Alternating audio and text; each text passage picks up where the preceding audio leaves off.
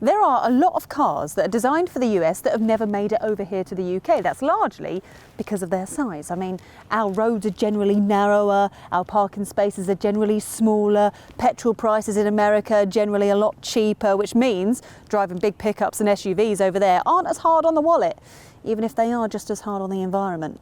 But every now and again, a car that's been designed for the US slips through the net and makes its way over to here. This is the Toyota Highlander, and it is a big old bruiser. So in this video, I'm going to cast aside the normal aspersions and I will assess this car for the family SUV that it is. But before we do that, subscribe to the Carbuyer YouTube channel, click on the bell icon and like this video if you like it. Let's do it.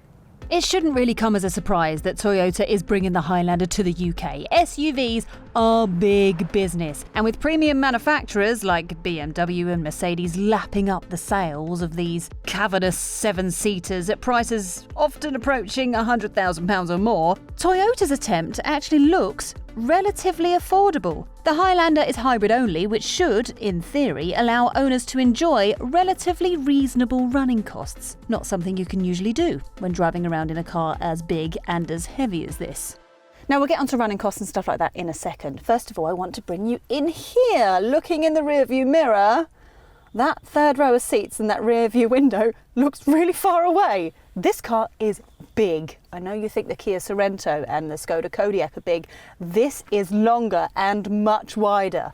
And then once you look forward, very conventional dash. The dials back here, I mean, they're not the most futuristic, but you know, they're very easy to follow. Got a little screen here, which again, not the most cutting edge. Graphics and interface is all just okay. I do have an annoyance.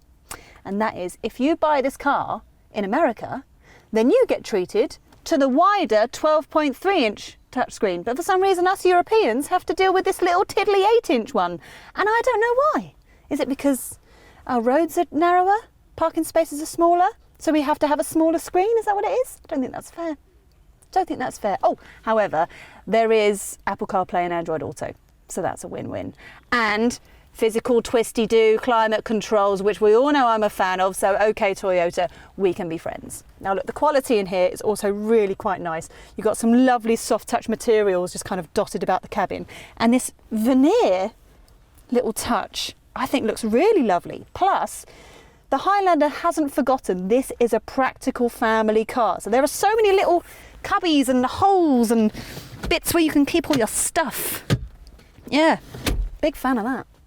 There's only one engine option if you're in the market for a Highlander, a 2.5-litre petrol-electric hybrid. It's not a plug-in, so you don't have to worry about charging, but equally, that means it's not particularly attractive for company car buyers. CO2 emissions of 163 grams per kilometre and a list price of more than £40,000 across the range make it quite an expensive car to tax for private buyers too. It may not be a plug-in, but Toyota claims around 40 miles per gallon, which is pretty impressive for a car of this size, especially one without a diesel engine. We managed pretty close to that figure, but we weren't hauling around 5 kids and the dog. So, beware. Just because it's a hybrid doesn't necessarily mean you'll be saving the money by making the switch from a conventionally powered car. Now normally I would go straight on to what this car is like to drive, but we are pragmatists here at Carbuyer, and if you're watching this review then you're probably a little bit more interested in how big the boot is, or if you can fit a Nicola sized person on that third row of seats. So first up, middle row. Decent amount of legroom, right? Well, how about now? Look at that! There is 18 centimetres of movement in these seats. And if you've got them all the way back, if there's no one sat back there or nothing in the boot, I mean, you can lounge back here in full-blown luxury. And then put the seats further back forward to the middle-ish position. Question is, can you fit Nicola in that third row of seats? Well, we'll find out right now. The magic of television. Okay, there's a decent amount of room back here, probably better for shorter trips, but getting in the back was so easy because of how far these seats move forward. This car's massive, mate. As with any 7-seater, there are loads of ways you can configure the boot, but even with all the seats in place, there are still 332 litres to play with. That's more than you'll find in a Ford Fiesta. Fold down seats 6 and 7 and it measures 658 litres up to the parcel shelf. The Highlander is at its best when you fold everything flat and treat it like a van. With almost 2,000 litres, there ain't much you can lift that won't fit in here. Now, while the biggest priority when you're buying a car like this is probably going to be practicality, no one wants to buy a new car that's a complete disaster to drive. Well, thankfully, this is a very familiar system. 2.5 litre petrol-electric hybrid system, which is pretty similar to the one that's in the RAV4. And we like the RAV4, so that's good.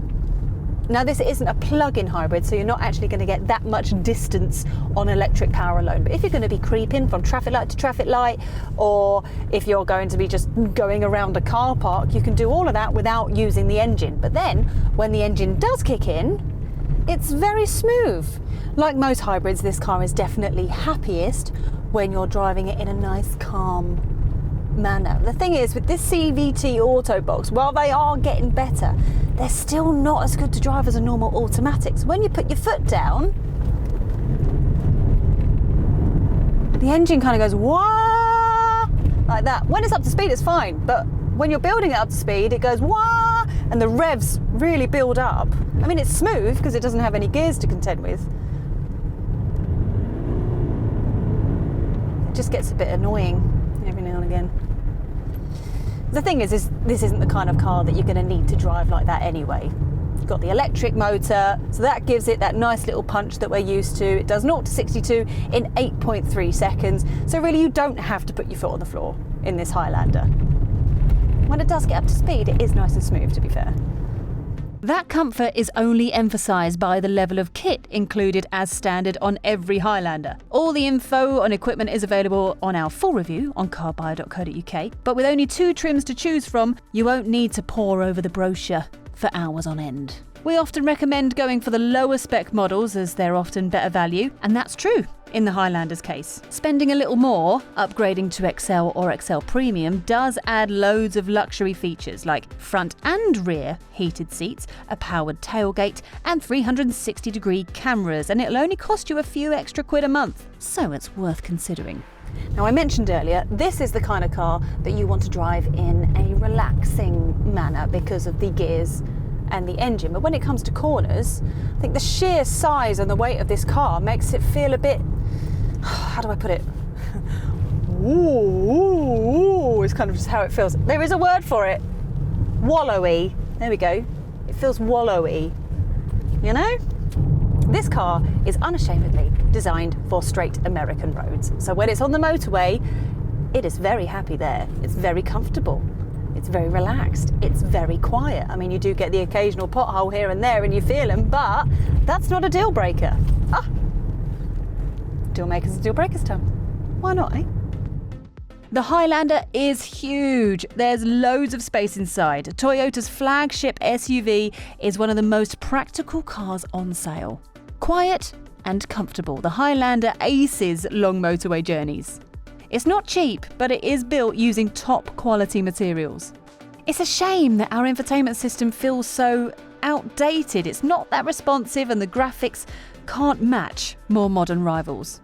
Yes, its gargantuan size does mean it's massively practical, but it also makes it a challenge to drive it on tight British B roads. Oh, and parking isn't easy either. While there's nothing wrong with the hybrid powertrain, the lack of plug-in or pure electric models means it doesn't hold much appeal as a company car. I'm not going to lie, it was very tempting to dismiss this as this is an American car. It does not belong here in the UK, but actually, looking at it, sitting in it, driving it, I mean, yes, it does feel pretty big on UK roads, but the bonus is that it feels wonderfully huge on the inside. And if you want something of this size, but you can't or won't stretch to a Land Rover Discovery or, I don't know, BMW X7 or something, there's not a lot in this price range that is as practical as this. But unwieldy dimensions aside, there is another downfall. The hybrid powertrain, while it is very well integrated, it seems like it's the type of car that's just going to be used by private buyers who can't plug in at home. So it's not going to be a big seller in the UK in this one, which is a shame. If you like this video, then why not watch our review of the BMW X7 or our SUVs playlist. Thanks for watching.